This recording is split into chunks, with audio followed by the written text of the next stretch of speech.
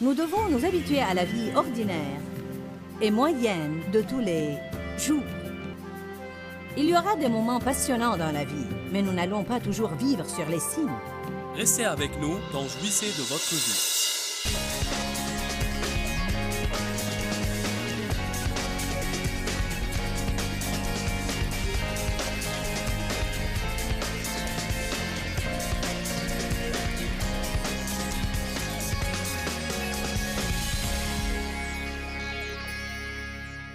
Un cœur joyeux fait du bien comme un remède. Amen. Un cœur joyeux améliore la santé. Dans Jean 17, verset 13, Jésus a dit qu'il voulait que nous expérimentions sa joie. Non seulement la prêcher ou lire à son sujet, mais il veut que nous expérimentions sa joie. Certains pourraient vous dire, ne cherchez pas à expérimenter les choses. Ne cherchez pas à expérimenter les choses pour croire en Jésus, mais vous avez à chercher à expérimenter la joie. La joie dépend beaucoup de la façon dont nous voyons la vie et des attentes que nous avons. Certaines personnes s'attendent à beaucoup de choses irréalisables d'elles-mêmes et des gens qui les entourent. Certaines personnes s'attendent à ce qu'elles fassent des choses plus qu'elles ne pourraient jamais faire. Les perfectionnistes font ça. Certains demandent des choses irréalisables des gens et de l'église à laquelle ils vont. Parfois, vous dépendez tellement de votre pasteur que vous pensez qu'il est censé régler tous vos problèmes et vous faire sentir toujours mieux chaque fois que vous allez à l'église. Peut-être qu'il a eu une mauvaise journée. Peut-être qu'il avait mal à la tête. Nous attendons beaucoup de choses des autres personnes, et quand elles ne font pas ce que nous voulons d'elles, nous nous mettons en colère contre elles alors qu'elles ne savent même pas ce que nous attendions d'elles. Je m'attendais à ce que tu fasses ceci pour mon anniversaire. Je ne savais pas que tu attendais ça. N'ai-je pas fait ça l'année dernière pour ton anniversaire? Tu étais censé l'avoir fait comme au Seigneur et non pas en attendant à avoir quelque chose en retour.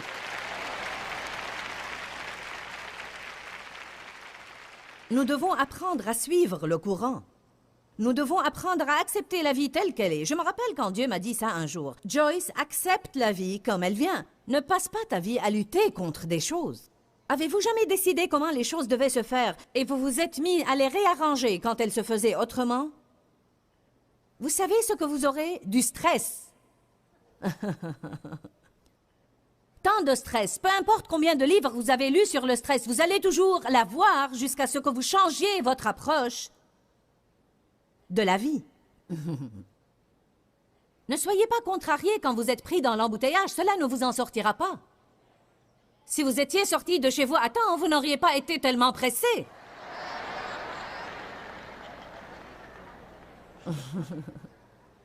Hey, je ne sais pas pourquoi cela m'arrive toujours à moi.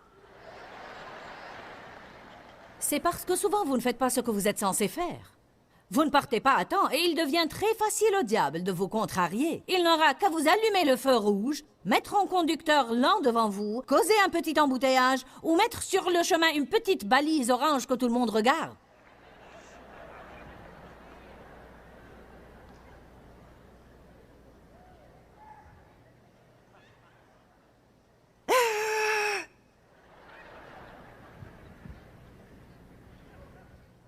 Suivez le courant. Alléluia! Louez le Seigneur, merci Jésus, je peux être heureux au milieu de l'embouteillage.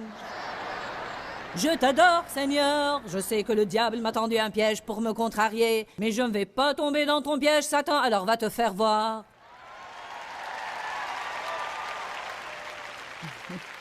Vous devez parler à vous-même.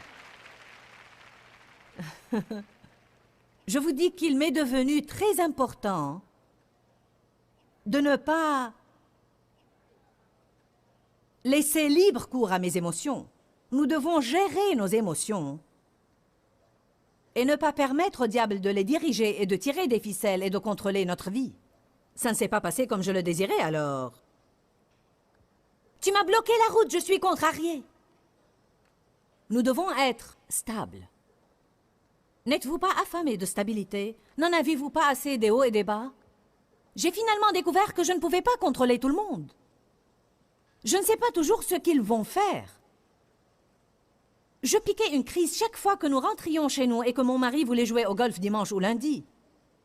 Nous allons rentrer chez nous samedi soir et Dave va jouer au golf demain. Comment? En fait, je l'ai entendu faire des plans. Vous savez, cela m'énervait dans le temps. Je m'apitoyais sur moi-même pour 2 jours. Et moi alors? J'ai travaillé dur tout le week-end. C'est moi qui prêchais tout le temps. Et toi, tu ne penses qu'à toi-même. Tu ne penses pas à moi. Mais vous savez, c'est quelque chose que Dave aime faire. C'est quelque chose qu'il a besoin de faire. Dave me traite très bien. Et la vérité est que si je veux bien m'entendre avec lui, je dois le laisser jouer au golf. Je vous dis la vérité. C'est une activité dont il a besoin et qu'il aime faire. Alors que moi, je n'ai pas besoin de ça. Et parfois, quand nous n'avons pas besoin d'une chose, nous ne comprenons pas pourquoi l'autre en a besoin.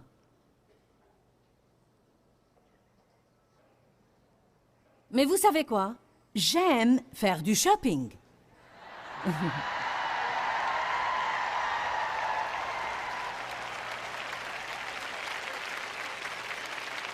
Ça me fait du bien quand je fais du shopping.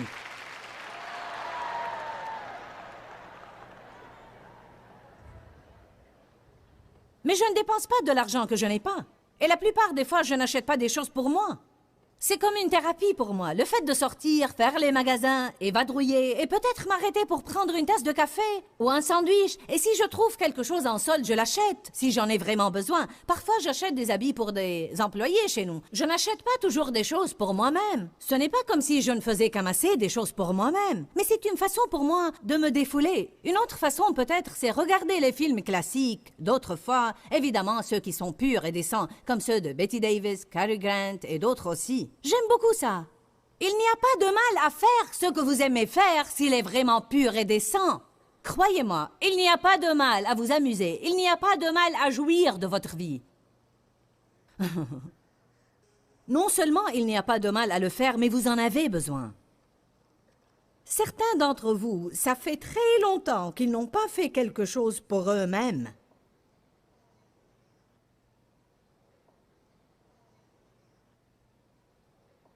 Alors que les autres ne font des choses que pour eux-mêmes.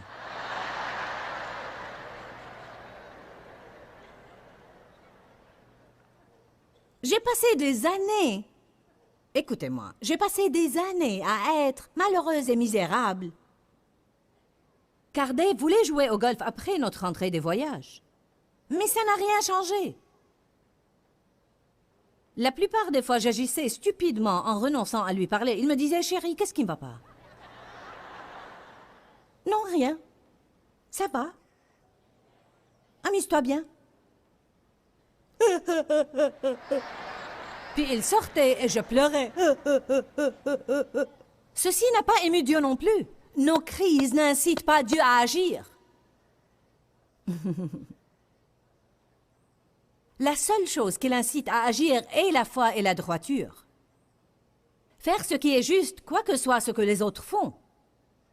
Vous savez, quand je piquais une crise, et j'essayais de demander à Dave de ne pas jouer, il décidait fermement de le faire. Mais je vous assure que je pourrais lui dire ce soir quand nous rentrerons, je préfère que tu ne joues pas au golf demain, j'ai vraiment envie de passer un peu de temps avec toi. Et il me dirait, bon, ça va. Parce que maintenant que je n'essaye pas de le dominer et de le contrôler, que je veux qu'il s'amuse vraiment, autant que je le veux pour moi-même, et je veux vraiment qu'il fasse tout ce qu'il aime faire, et je ne cherche pas à le pousser à aimer ce que j'aime. Il cherche vraiment à me rendre heureuse. Quand nous soumettons les gens à la loi, ceci les incitera plus à faire les choses que nous ne voulons pas qu'ils fassent. Je ne dis pas qu'il n'y a pas certaines personnes qui vont à l'extrême. Il y a des gens qui vont au bowling 2 fois par semaine, qui jouent au football 3 fois par semaine. Et c'est faux et ça fait perdre l'équilibre. Vous avez une famille dont vous devez vous occuper. Mais mon mari n'est pas comme ça. Et même si vous avez un mari comme ça, vous n'allez pas le changer en piquant des crises, alors vous feriez mieux de jouir de votre vie. Je vais m'amuser demain. Je vais déjeuner dehors. Je vais me faire un massage. Ou regarder un film. Ou acheter quelque chose. J'ai travaillé dur ce week-end. Après avoir prêché durant 5 réunions, on se sent fatigué. Je suis comme tout le monde. Quand votre semaine de travail est terminée, vous voulez sortir, vous amuser un petit peu, et il en est de même pour moi. Parce que lundi, j'ai un programme chargé, et il en est de même pour mardi et mercredi. Puis je ne travaille pas jeudi, alors béni soit Dieu. Notre joie dépend vraiment de notre approche de la vie. N'allez pas toujours à l'encontre de la vie et de la façon dont les choses se passent. Pourquoi? Parce que les choses arrivent. Quand je dis les choses, vous savez ce que je veux dire, non? Les choses.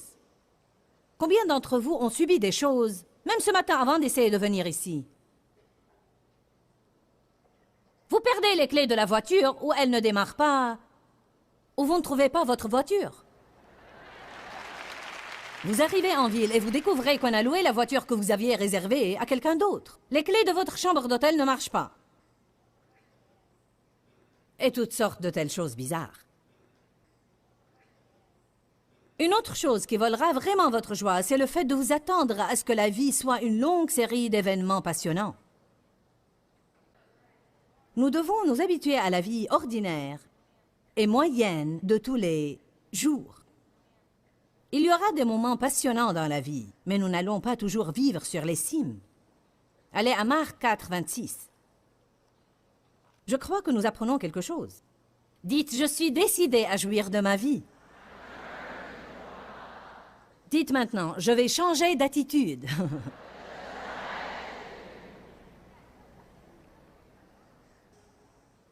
J'ai lu ça pendant des années et je n'en ai pas tiré grand-chose, mais depuis quelques années, j'ai commencé à remarquer quelque chose d'important ici. Il dit, il en est du royaume de Dieu, comme quand un homme jette de la semence en terre. Qu'il dorme, qu'il se lève ou qu'il veille, nuit et jour, la semence germe, pousse et croît sans qu'il ne sache comment. Quel message Dieu essaie-t-il de faire passer ici? Je crois qu'il est en train de dire que le royaume de Dieu, qui vient à nous en forme d'une graine et qui est planté à l'intérieur de nous, va grandir et produire des fruits dans notre vie. En d'autres termes, quand vous vous attachez à Jésus, des changements énormes et remarquables auront lieu dans votre vie. Cela fait 25 ans que je cherche Dieu sérieusement et maintenant je fais la récolte. Cela fait quelque temps que je récolte. C'est amusant. Je veux dire, je suis vraiment en train de m'amuser. Mais vous savez ce qui s'est passé entre le temps des semences des graines à l'intérieur de moi et maintenant? J'ai passé des milliers de jours à me lever et aller au lit, me lever et aller au lit, me lever et aller au lit, me lever et aller au lit. Aller au séminaire, lire un livre, lire la Bible, m'humilier, dire « je suis vraiment désolé quand je ne voulais pas le faire », apprendre à me taire, me lever et aller au lit, me lever et aller au lit, me lever et aller au lit, désherber le jardin, me lever et aller au lit, me lever et aller au lit, me lever et aller au lit, arroser le jardin de nouveau, me lever et aller au lit. Je ne pouvais pas supporter ça. Je voulais que quelque chose de passionnant se passe tout le temps. Même dans mon cheminement avec Dieu, j'ai joui des années où j'ai commencé à entendre Dieu me parler et c'était passionnant. Quand je voulais avoir une révélation de Dieu, je pouvais ouvrir ma Bible rapidement et recevoir une révélation de Dieu. Puis ça a commencé à se tarir. Vous savez quoi? Parfois, le ruisseau au bord duquel vous êtes assis tarit tout comme celui d'Élie. Dieu veut que vous fassiez toujours autre chose. Amen? Qui d'entre vous comprend ce que je dis? Nous devons apprendre à vivre une vie ordinaire de tous les jours et être heureux. Je crois que Dieu nous a oints pour vivre une vie ordinaire de tous les jours et être extraordinairement joyeux.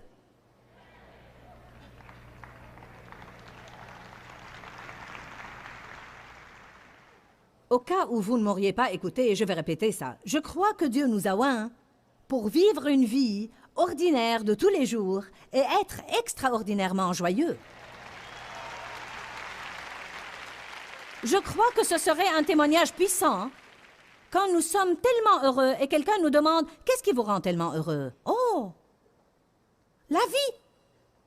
Mais qu'est-ce qui se passe dans votre vie qui vous rend tellement heureux? Eh bien, vous savez, je suis heureux. Jésus. Je respire.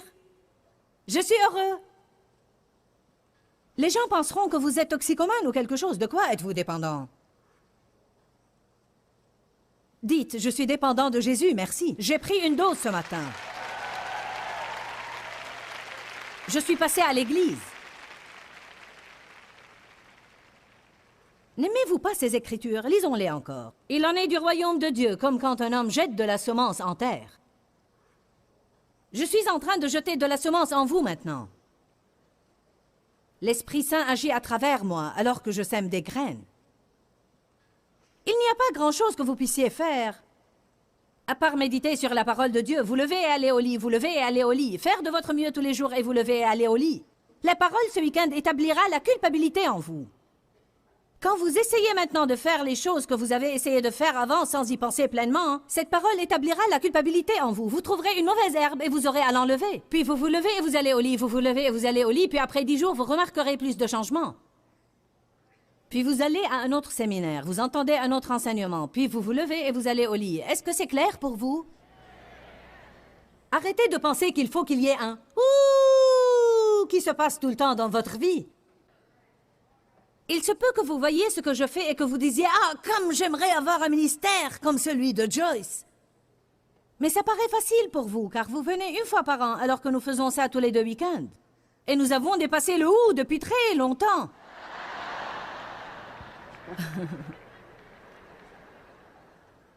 Vous devez voir ma fille parfois. Elle va rentrer de ce séminaire et elle a de nouveau à faire ses valises et les miennes pour le voyage suivant parce que le trajet est tellement loin que les camions ont à partir le jour suivant. Elle est comme « Oh mon Dieu, j'ai à faire les valises de nouveau. » Elle a dit « C'est la seule chose que je ne supporte pas dans mon travail. Je sais que je suis ointe pour faire ça, mais je n'aime pas faire et défaire les valises.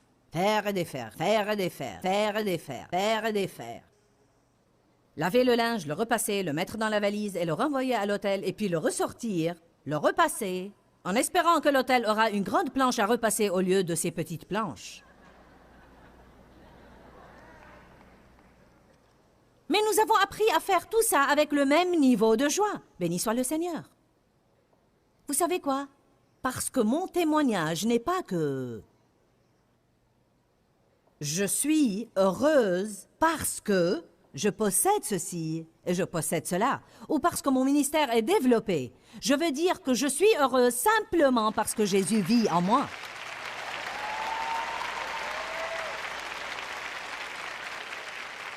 Les disciples se sont enthousiasmés quand ils sont revenus et ils avaient découvert que les démons leur étaient soumis dans le nom de Jésus. Houhou! Jésus a dit, ne vous réjouissez pas de ce que les esprits vous sont soumis, mais réjouissez-vous de ce que vos noms sont écrits dans les cieux. Réjouissez-vous de ce que vos noms sont écrits dans le livre de vie. C'est pourquoi nous pouvons nous réjouir, parce que nous sommes sauvés. Ne perdez pas la joie de votre salut. David a perdu la joie de son salut quand il a péché avec Bathsheba et ne s'est repenti qu'après 1 an. Et quand le Seigneur l'a confronté, il lui a dit « Rends-moi la joie de mon salut et qu'un esprit de bonne volonté me soutienne. »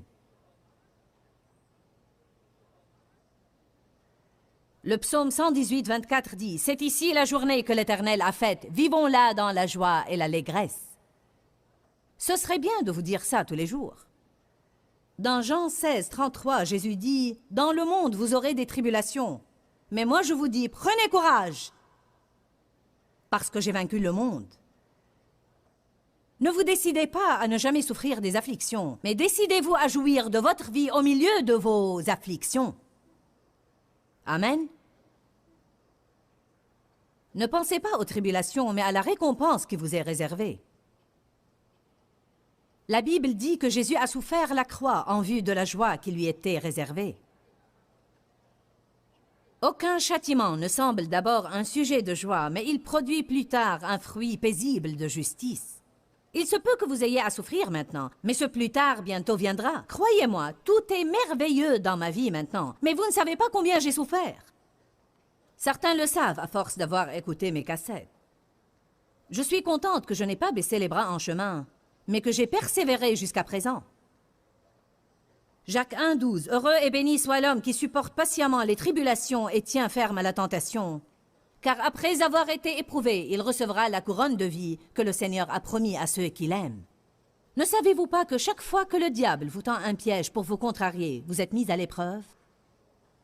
Quand nous aurons résisté à l'épreuve et que nous l'aurons dépassée, à ce moment-là, nous recevrons la couronne de la vie. Nous devons commencer à résister à l'épreuve. Arrêtez de vous vexer à chaque fois que quelqu'un vous rend la vie impossible. Arrêtez de vous vexer à chaque fois que vous n'obtenez pas ce que vous voulez. Arrêtez de vous vexer à chaque fois que quelqu'un fait quelque chose qui ne vous plaît pas ou dit quelque chose qui ne vous plaît pas. Restez stable. Autre chose qui volera notre joie, c'est avoir un faux sens des responsabilités dans la vie. J'ai lu quelque chose de vraiment bien il y a quelques semaines, qui dit que nous sommes responsables envers les gens et non pas d'eux. Beaucoup d'entre vous s'occupent de beaucoup de personnes, de leurs enfants, ou frères, ou sœurs, ou conjoints, mais faites attention de ne pas devenir en quelque sorte responsable d'eux. Vous êtes responsable envers eux, de faire ce que Dieu vous a demandé de faire pour eux, mais vous n'êtes pas responsable de leur joie. Certains vivent avec des personnes qui refusent d'être heureux, et je vous dis que vous n'êtes pas responsable de leur joie, alors ne leur permettez pas de voler votre joie. Certains travaillent pour des gens qui refusent d'être heureux. Ne passez pas votre vie à essayer de les rendre heureux. Rappelez-vous que Dieu est maître du combat. Vous ne pouvez pas changer tout le monde. Vous ne pouvez pas rendre tout le monde heureux. Vous ne pouvez pas toujours subvenir aux besoins de tout le monde. Et ce n'est pas à vous de prendre la responsabilité de tout ce qui va mal. Et vous ne pouvez pas pousser tous ceux que vous connaissez à croire en Jésus. Eh bien, il y a une chose qui est vraiment sûre, et c'est que le diable est décidé à voler votre joie. Alors il faut que vous soyez décidés à bien jouir de votre vie. Parce que sinon, le diable fera en sorte que nous n'en jouissons pas. Les obstacles se présentent, mais nous pourrons jouir de notre vie malgré tout ça, si nous changeons notre approche de la vie et des circonstances. Nous devons aussi changer la façon dont nous pensons de nous-mêmes et des gens qui nous entourent. Je crois vraiment que la joie vous donne la force et la puissance. Et je pensais récemment, à quoi sert de sortir du lit si vous n'allez pas jouir de votre vie? Vous pouvez jouir de votre vie si vous décidez de le faire. Ne méditez pas sur ce qui ne va pas dans la vie. Trouvez ce qui est positif et décidez de vous y concentrer.